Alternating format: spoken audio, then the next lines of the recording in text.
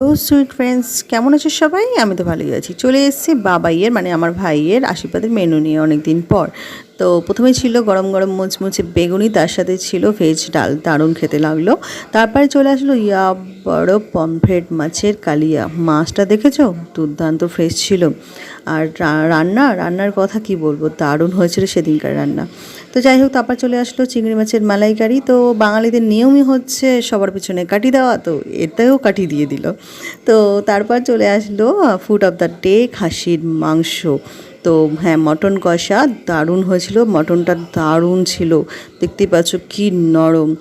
তো রান্নাটা যিনি রান্না করেছিলেন আমার একটা কাকু, তো দারুণ হয়েছিল রান্নাটা।